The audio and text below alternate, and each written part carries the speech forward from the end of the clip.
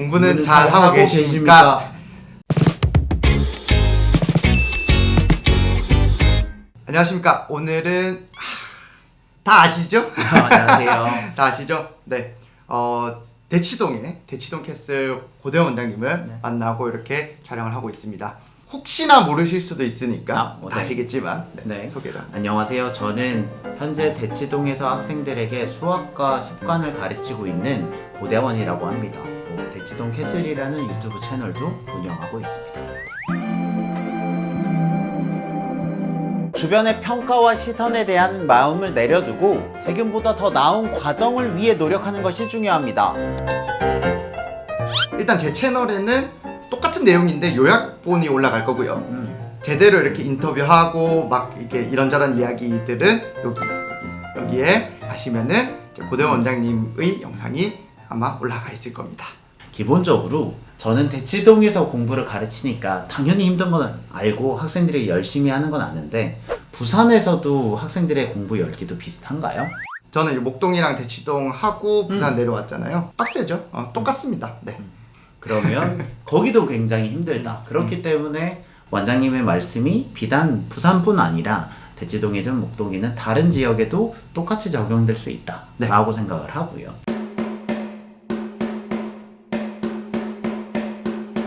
제가 이제 궁금했던 건, 저희들은 주로 초등학생과 중학생을 가르쳐요. 네. 그래서 중학교 과정과 고등 과정을 중심으로 이제 초등 과정까지 가르치고 있는데, 실제로 고등학생이 되면 수학을 많이 포기하는지가 궁금해요. 그리고 언제 포기하는지도 궁금합니다.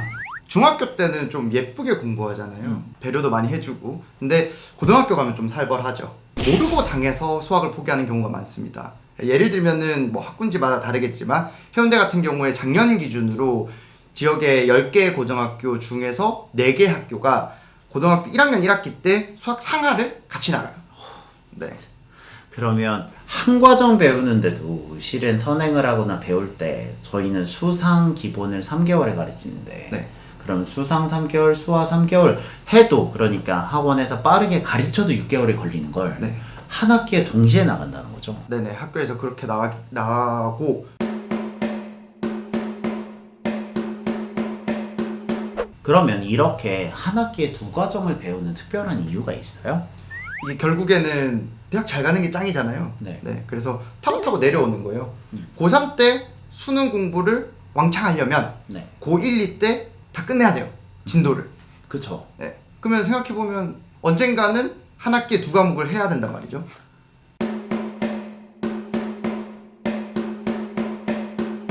이렇게 배우는 고등학생들의 진짜 하루 일과가 궁금한데, 대개 학기 중과 방학에 생활이 어떤가요? 수학에서 보면은 학기 중에는 고등학교 올라가면 선행 안 되고요. 방학 때 이제 뭐 선행을 합니다. 근데 그 사실상 방학 때도 바로 다음 학기 공부하는 게 대부분이에요.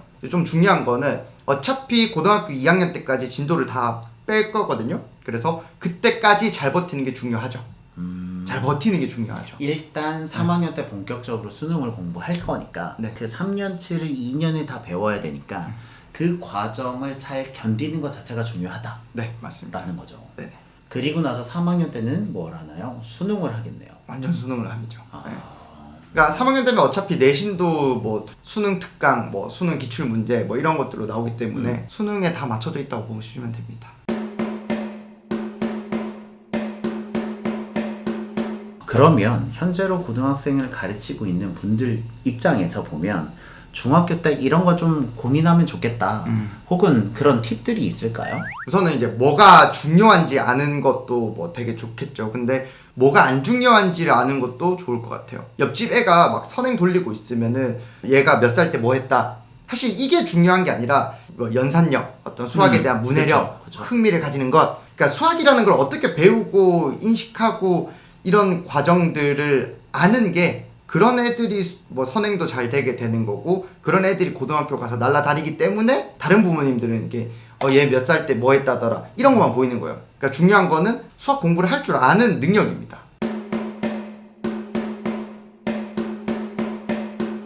저는 평소에 수학하고 습관을 가르치고 있는데 이런 거 같아요. 습관이라는 게 한번 만들어지면 시간이 갈수록 그게 힘을 발휘하면서 뒤에서 성과가 나오는데 실은 이 친구가 좋은 습관을 가졌는지 안 가졌는지 모르잖아요. 네네. 그런 것처럼 그 학생이 수학을 얼마나 이해하고 있어? 혹은 얼마나 좋은 시스템을 가지고 있어? 이런 것들은 말로 표현하기가 모호하기 때문에 네. 덜 중요하게 판단이 된다는 거죠. 네. 근데 하지만 실제로 고등학교 때 공부의 성과를 가르는 것은 보이지 않는 이런 것들이다. 네.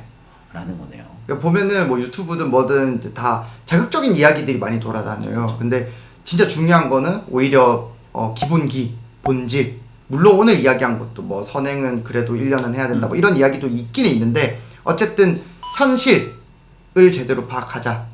그쵸. 네, 그리고 본질에 집중하자. 뭐 이런 이야기입니다.